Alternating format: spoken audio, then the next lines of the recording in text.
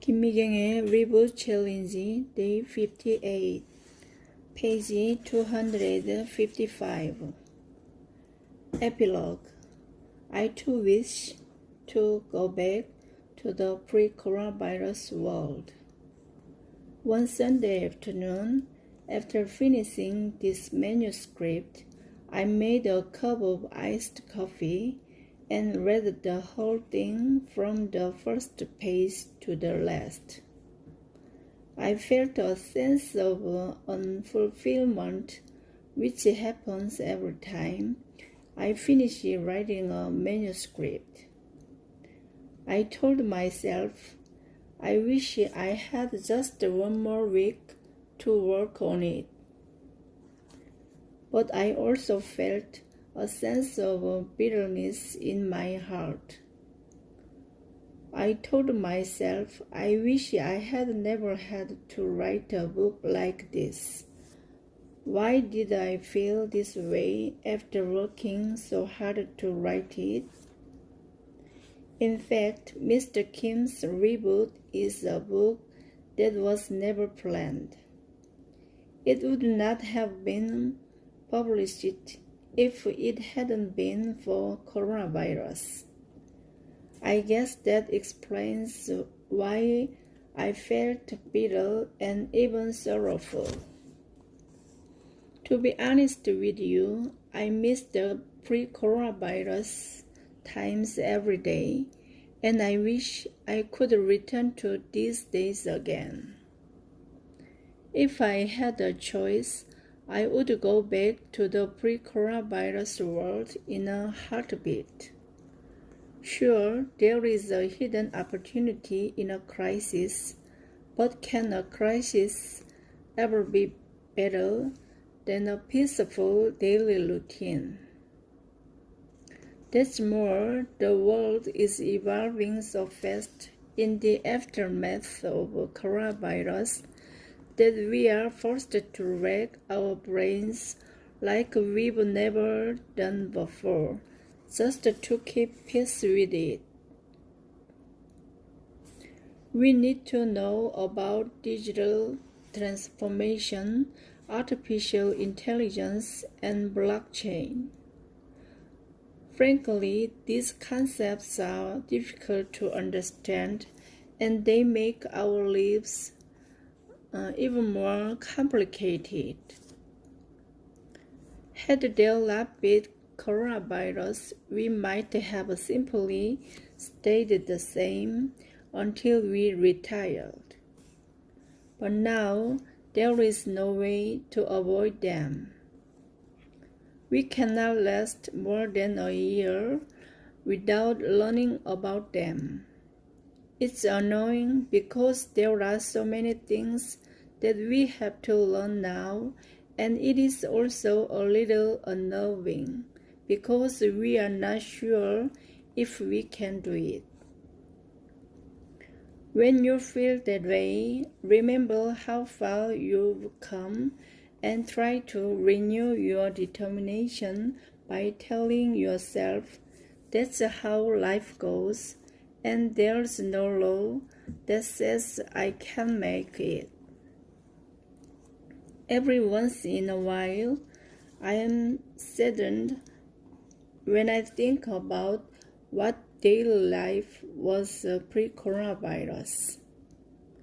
I don't know if there is anything more pleasing and joyous than meeting friends, chatting and eating with them, holding their hands, putting them on the back, and going on a trip with someone to get away from it all.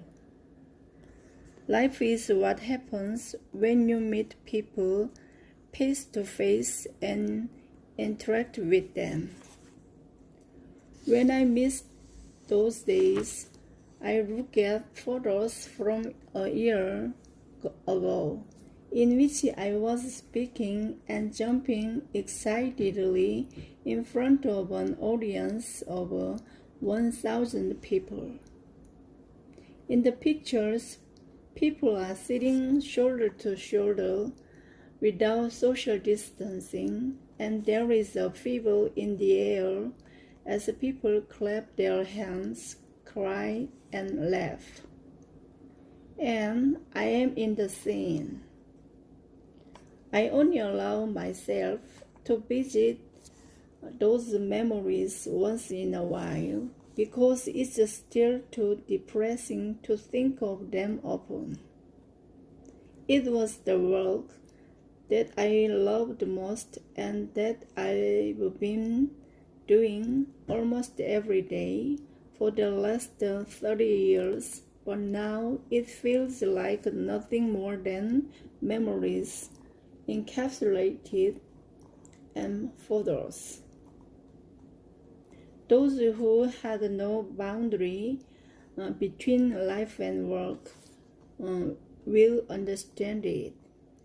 The feeling is comparable to that of having lost one of your arms or legs, and it is closer to the grief you would feel if you had lost your beloved child.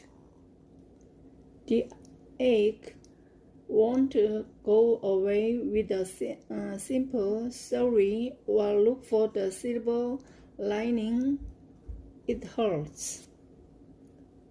I still remember clearly how I felt in February 2020.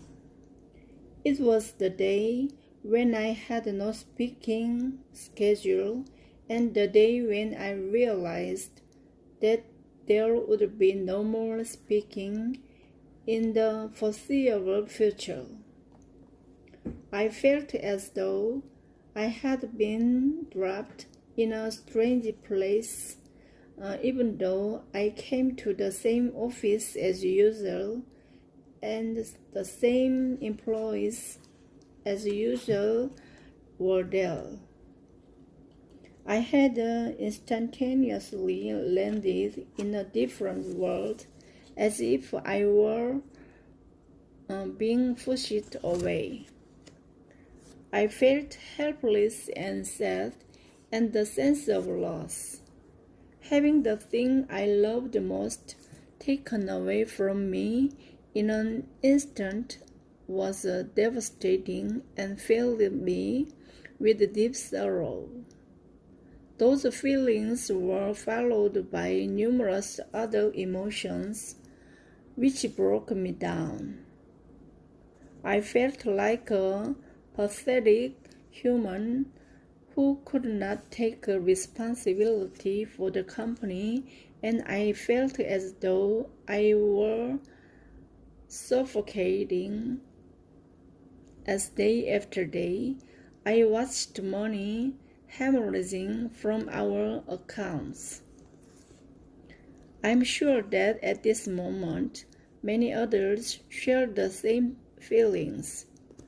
We have all left something that was dear to us in the pre-coronavirus world.